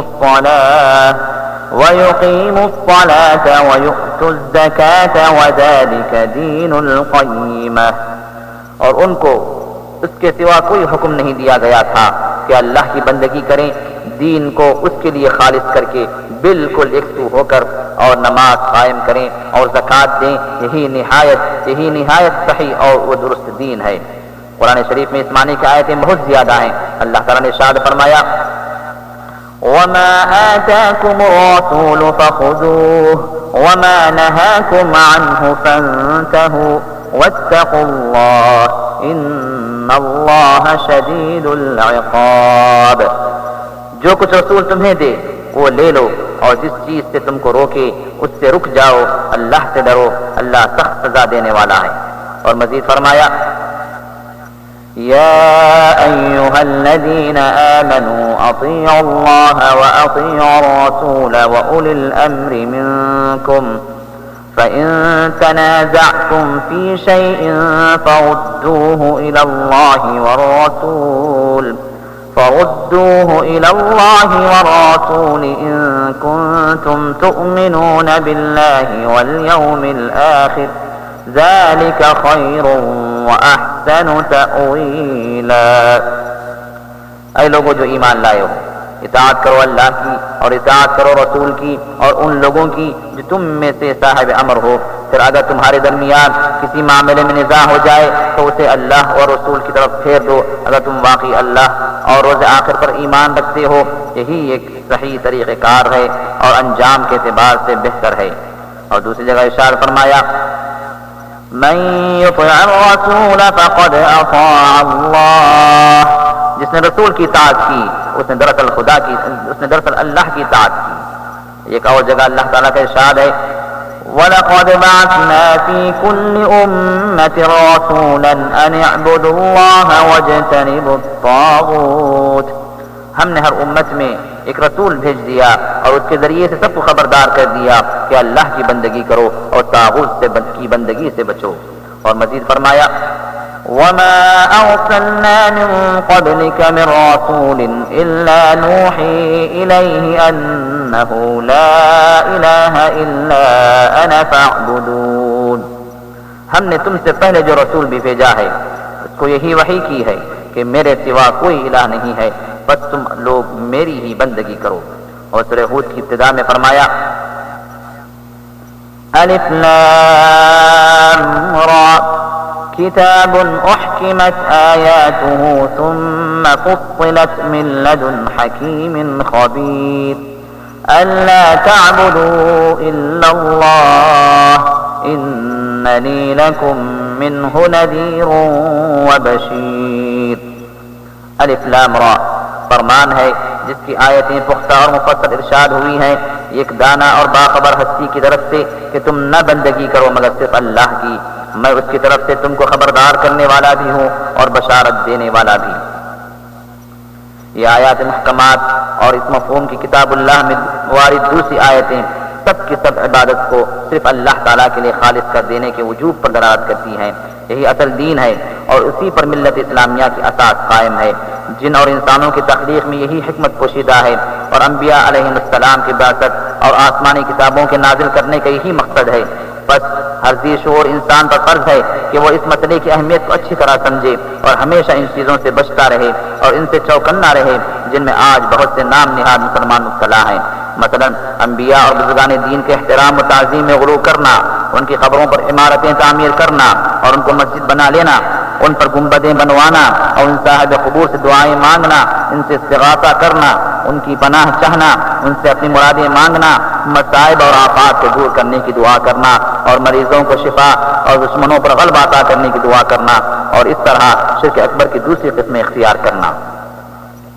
مذکورہ بالا آیتوں میں جو کچھ بیان کیا گیا اس کی موافقت میں رسول اللہ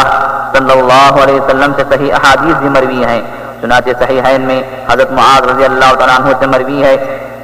حضرت معاذ رضی اللہ تعالیٰ عنہ سے روایت ہے کہ رسول اللہ صلی اللہ علیہ وسلم نے فرمایا اے معاذ تم جانتے ہو اللہ کا بندوں پر کیا حق ہے اور بندوں کا اللہ پر کیا حق؟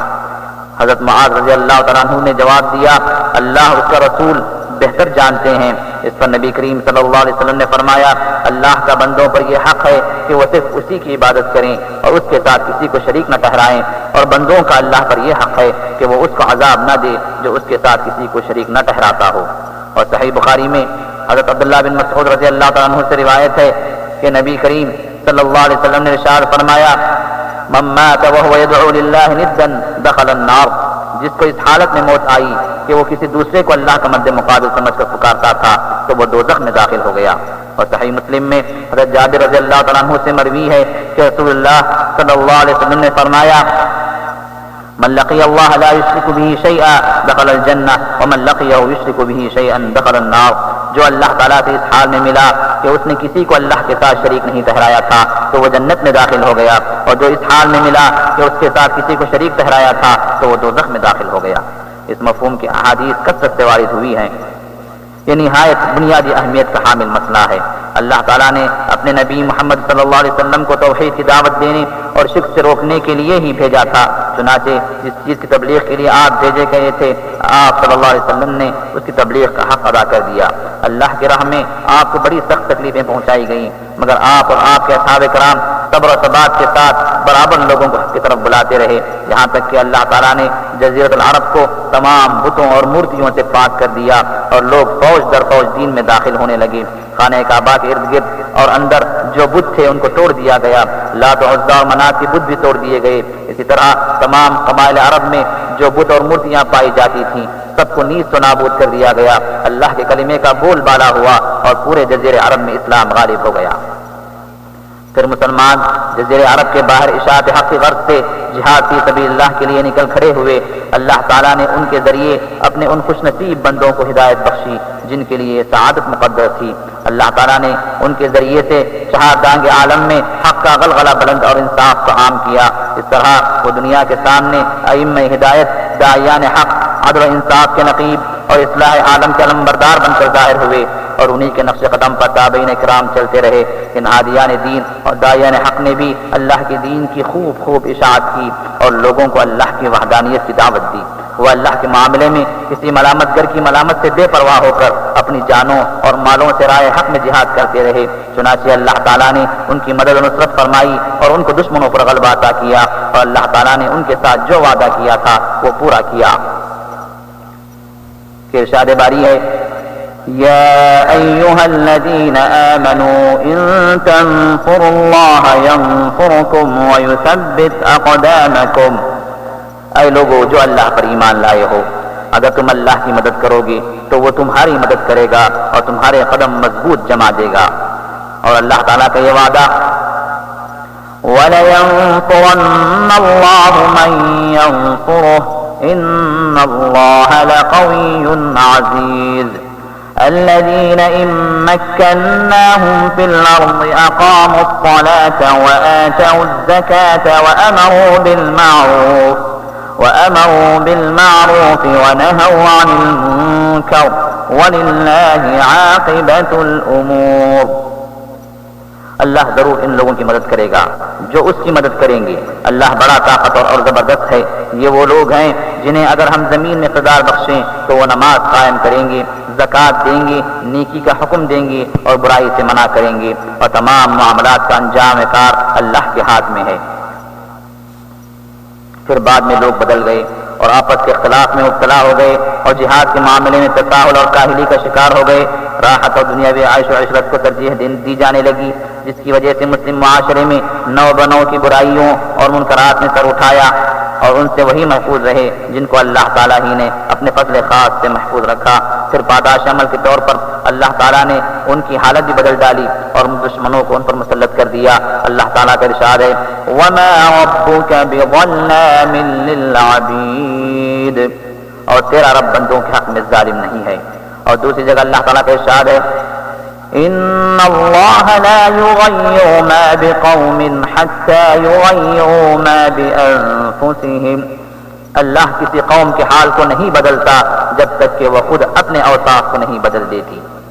بس تمام مسلمانوں پر عوامی اور حکومتی سطح پر یہ فرض عائد ہوتا ہے کہ وہ سب کے سب اللہ کی طرف پھر رجوع ہوں اور صرف اسی کی مخلصانہ عبادت کریں اور اللہ کے فرائض کی ادائیگی، محرمات سے اجتناب اور باہم اس سلسلے میں ایک دوسرے سے تعاون اور تلقین کرنے میں ان سے جو کوتاہیاں اور غلطیاں سرزد ہوئی ہیں ان سے بارگاہ الہی میں توبہ استغفار کریں. اس سلسلے میں سب سے پہلا قدم یہ ہونا چاہیے کہ شرعی حدود اور قوانین کو نافذ کیا جائے اور ہر معاملے میں شریعت کی حکمرانی کو بحال کیا جائے اور اللہ کی شریعت کی مخالف تمام وضعی قوانین کو معطل کیا جائے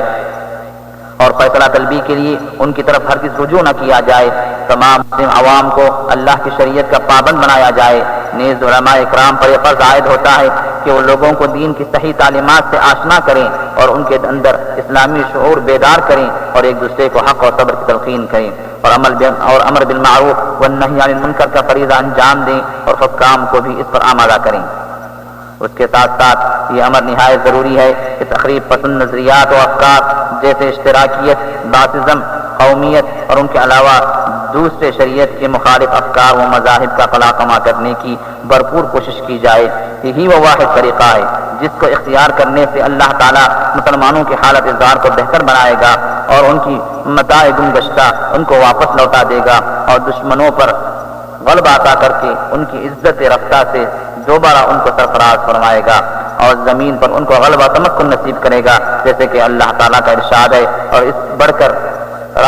سے بڑھ کر راست کو اور کون ہوگا؟ فرماتے ہیں وَكَانَ حَقًّا عَلَيْنَا نَصْرُ الْمُؤْمِنِينَ، اور ہم پر یہ حق تھا کہ ہم مؤمنوں کی مدد کریں. اور فرمایا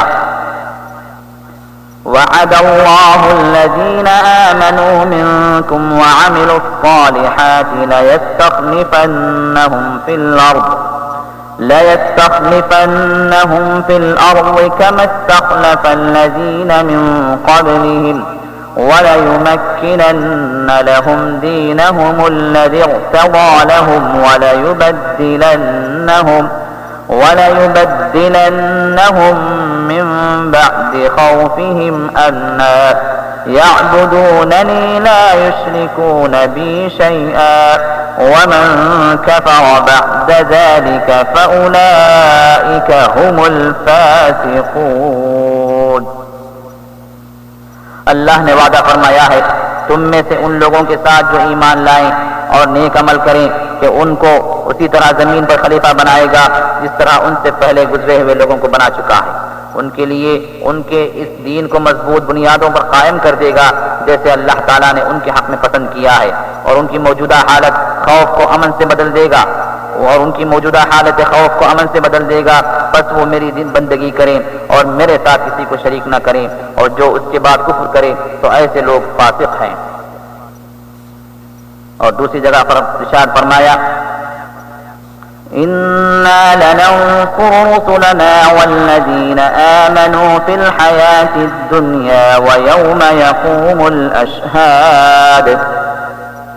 يَوْمَ لَا يَنفَعُ الظَّالِمِينَ مَعْذِرَتُهُمْ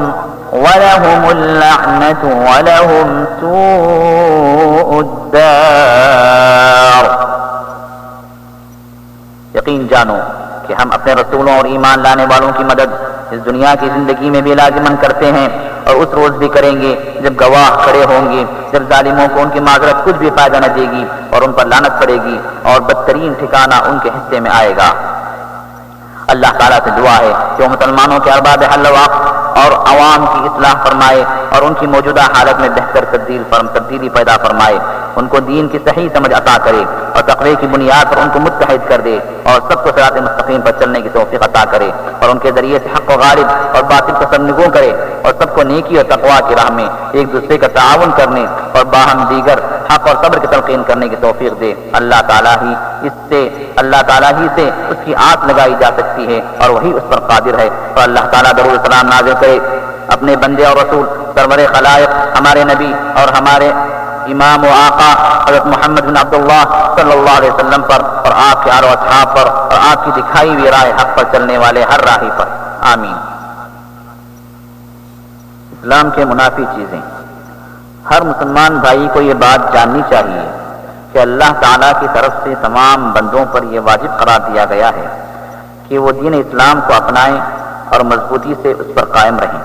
اور اس کی مخالف چیزوں سے ڈرتے اور ان سے بچتے رہیں۔ اسی بات کی دعوت دینے کے لیے اللہ تعالیٰ نے اپنے نبی حضرت محمد صلی اللہ علیہ وسلم کو مبعوث فرمایا ہے۔ اللہ تعالیٰ نے بتا دیا کہ جس نے آپ صلی اللہ علیہ وسلم کی پیروی کی وہ ہدایت یافتہ ہے، اور جس نے اس سے منہ موڑا وہ گمراہ ہوا۔ بہت سی آیتوں میں اللہ تعالیٰ نے ارتداد کی طرف لے جانے والی چیزوں اور شرک و کفر کی دیگر قسموں سے آگاہ فرمایا ہے۔ علماء اکرام نے مرتد کے احکام کے ضمن میں بتایا ہے کہ اسلام کی ضد اور منافی بہت سے ایسے امور ہیں جن کا ارتکاب کر کے ایک مسلمان دائرہ اسلام سے خارج ہو جاتا ہے، اور اس کے جان و مال کی حرمت ختم ہو جاتی ہے۔ ان منافی اسلام امور میں 10 بہت زیادہ خطرناک اور کثیر الوقوع ہیں۔ میں یہاں ان کو مختصراً معمولی توضیحات کے ساتھ بیان کرتا ہوں تاکہ تم خود بھی ان سے بچتے رہو اور دوسروں کو بھی ان سے ڈراتے رہو۔ اللہ تعالیٰ ان کے ارتکاب سے ہمیں اپنی حفاظت اور امان میں رکھے، آمین۔ اولاً اسلام کی منافی چیزوں میں پہلی چیز اللہ تعالیٰ کی عبادت میں شرک کرنا ہے۔ اللہ تعالیٰ نے ارشاد فرمایا ان اللہ لا یغفر ان یشرک به ویغفر ما دون ذلك لمن یشاء۔ اللہ بس شرک ہی کو معاف نہیں کرتا، اس کے ماں سوا دوسرے جس قدر گناہ ہیں وہ سب وہ جس کے لیے چاہتا ہے معاف کر دیتا ہے۔ نیز اللہ تعالیٰ نے فرمایا انه من یشرک باللہ فقد حرم اللہ علیہ الجنہ ومأواہ النار وما للظالمین من انصار۔ جس نے اللہ کے ساتھ کسی کو شریک ٹھہرایا اس پر اللہ نے جنت حرام کر دی، اور اس کا ٹھکانہ جہنم ہے، اور ایسے ظالموں کا کوئی مددگار نہیں۔ مردوں سے دعائیں مانگنا، ان کی دہائی دینا، ان کے لیے نظریں ماننا اور قربانی پیش کرنا اس شرک میں داخل ہے۔ دوم، جس نے اپنے اور اللہ تعالیٰ کے درمیان کچھ واسطے بنا لیے اور ان سے دعائیں مانگی اور ان سے شفاعت طلب کی اور اسی پر بھروسہ کیا تو وہ بالاجماع کافر ہو گیا۔ سوم، جس نے مشرکوں کو کافر نہیں سمجھا یا ان کے کافر ہونے میں شک کیا یا ان کے مذہب کو صحیح سمجھا تو وہ شخص بھی کافر ہے۔ چہارم، جس نے یہ سمجھا کہ نبی کریم صلی اللہ علیہ وسلم کے علاوہ کسی اور کا طریقہ زندگی زیادہ مکمل اور جامع ہے، یا یہ عقیدہ رکھا کہ نبی کریم صلی اللہ علیہ وسلم کے طریقہ حکمرانی سے بہتر اور کوئی طریقہ حکمرانی ہے تو وہ کافر ہے۔ مثلا وہ لوگ جو طاغوتی نظام حکومت کو رسول اللہ صلی اللہ علیہ وسلم کے پیش کردہ طریقہ حکمرانی پر ترجیح دیتے ہیں۔ پنجم، جس نے نبی کریم صلی اللہ علیہ وسلم کی لائی ہوئی شریعت کی کسی چیز کو ناپسند کیا، خواہ اس پر وہ عمل ہی کیوں نہ کرتا ہو، وہ شخص کافر ہو گیا۔ اس لیے کہ اللہ تعالیٰ نے فرمایا ذلك بأنهم كرهوا ما أنزل الله فأحبط أعمالهم، کیونکہ انہوں نے جس چیز کو ناپسند کیا جسے اللہ نے نازل کیا ہے، لہذا اللہ نے ان کے اعمال ضائع کر دیے۔ ششم، جس نے رسول اللہ صلی اللہ علیہ وسلم کے دین کی کسی چیز کا یا اس کی جزا اور سزا کا مذاق اڑایا، اس نے کفر کا ارتکاب کیا۔ اس کی دلیل اللہ تعالیٰ کا یہ فرمان ہے، قل أبالله وآياته ورسوله كنتم تستهزئون لا تعتذروا قد كفرتم بعد إيمانكم۔ اے نبی صلی اللہ علیہ وسلم، آپ کہہ دیجئے کہ کیا تم لوگ اللہ، اس کی آیتوں اور اس کے رسول کا مذاق اڑایا کرتے تھے؟ اب عذر لنگ نہ بیان کرو، تم لوگ تو ایمان کے بعد کافر ہو گئے۔ ہفتم، جادو اپنی مختلف قسموں اور نوعیتوں کے ساتھ، مثلا صرف اور عطف وغیرہ۔ صرف اس عمل سحر کو کہتے ہیں جس کے ذریعے انسان کو اس کی پسندیدہ اور محبوب چیز کے بارے میں متنفر کر دیا جاتا ہے، جیسے شوہر کے دل میں بیوی کی محبت کی جگہ بغض اور نفرت پیدا کرنا۔ اور عطف اس عمل سحر کو کہتے ہیں جس کے ذریعے شیطانی طریقوں سے آدمی کو اس کی ناپسند چیز کی طرف مائل کر دیا جاتا ہے۔ بس جس نے جادو کیا یا اس سے رضامند ہوا وہ کفر کا مرتکب ہو گیا۔ اس کی دلیل اللہ تعالیٰ کا ارشاد ہے، وَمَا يُعَلِّمَانِ مِنْ أَحَدٍ حَتَّى يَقُولَا إِنَّمَا نَحْنُ فِتْنَةٌ فَلَا تَكْفُرْ۔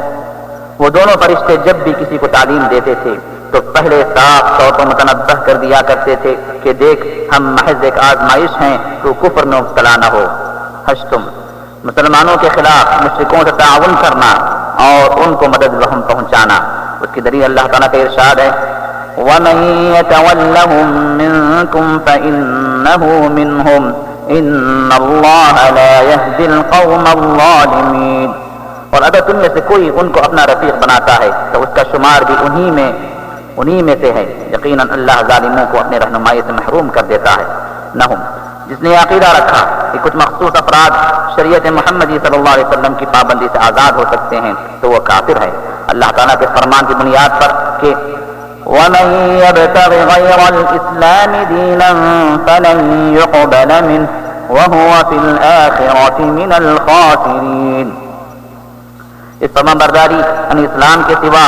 جو شخص کوئی اور طریقہ اختیار کرنا چاہے تو اس کا وہ طریقہ ہرگز قبول نہ کیا جائے گا اور آخرت میں وہ ناکام اور نامراد رہے گا۔ دہم، اللہ کے دین سے اعراض کرنا، وہ اس طرح کے آدمی نہ اس دین کو سیکھتا ہو اور نہ اس پر عمل کرتا ہو۔ اس کی دلیل اللہ تعالیٰ کے قول ہے، وَمَنْ أَظْلَمُ مِمَّنْ ذُكِّرَ بِآيَاتِ رَبِّهِ ثُمَّ أَعْرَضَ عَنْهَا إِنَّا مِنَ الْمُجْرِمِينَ مُنْتَقِمُونَ۔ اور اس سے بڑا ظالم کون ہوگا جسے اس کے رب کی آیات کے ذریعے سے نصیحت کی جائے اور پھر وہ ان سے منہ پھیر لے؟ ایسے مجرموں سے تو ہم انتقام لے کر رہیں گے۔ یہ تمام امور اسلام کی ضد اور منافی ہیں، اس میں کوئی فرق نہیں کہ کوئی شخص ان کا ارتکاب مذاقاً کرتا ہے یا سنجیدہ ہو کر، سوائے اس شخص کے جو اضطرار کی حد تک اس پر مجبور کر دیا گیا ہو۔ یہ سب امور انتہائی خطرناک ہیں، پھر بھی بسا اوقات لوگ ان کا ارتکاب کر بیٹھتے ہیں، لہذا ہر مسلمان کو اپنے حق میں ان چیزوں سے ہمیشہ ڈرتے رہنا چاہیے۔ چوتھی قسم میں وہ شخص داخل ہے جس نے یہ سمجھا کہ انسان کے خود ساختہ نظام اور قوانین شریعت اسلامی سے بہتر ہیں، یا یہ عقیدہ رکھا کہ اسلامی شریعت اس 20ویں صدی کے لیے موضوع نہیں ہے، یا اس کو مسلمانوں کی پستی کا سبق سمجھتا ہو، یا اس کو بندہ اور خدا کے درمیان شخصی تعلق تک محدود تصور کرتا ہو بغیر اس کے کہ دنیا کے دوسرے معاملات میں اس کا کوئی عمل دخل ہو۔ نیز اسی چوتھی قسم میں وہ بھی داخل ہے جس نے یہ سمجھا کہ چور کا ہاتھ کاٹنا اور شادی شدہ زناکار کو سنسار کرنے کا خدائی قانون عصر حاضر کے لیے مناسب نہیں ہے، اور ہر وہ شخص اس میں داخل ہے جس نے یہ عقیدہ رکھا کہ معاملات اور تعزیرات میں اللہ کی شریعت کے علاوہ کسی اور نظام قانون کے ذریعے سے فیصلہ کرنا جائز ہے، اگرچہ کہ وہ عقیدہ نہ رکھتا ہو کہ وہ نظام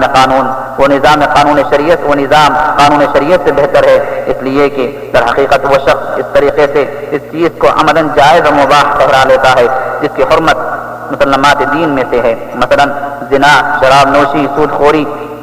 اور شریعت کے علاوہ کسی اور نظام کے ذریعے سے حکومت کرنا۔ لہذا ایسے آدمی کے کافر ہونے پر تمام مسلمانوں کا اجماع ہے۔ ہم اللہ تعالیٰ سے پناہ چاہتے ہیں ایسی چیزوں سے جو اس کے غضب اور اس کے درناک عذاب کا سبب بنے، اور درود و سلام نازل ہو خیر الخلائق اشرف الانبیاء حضرت محمد صلی اللہ علیہ وسلم پر۔ وآخر دعوانا ان الحمد للہ رب العالمین۔ السلام علیکم ورحمۃ اللہ وبرکاتہ۔ آپ کے لیے دعاؤں اور نیک خواہشات کے متمنی وزارت برائے اسلامی امور و اوقاف دعوت ارشاد مملکت سعودی عرب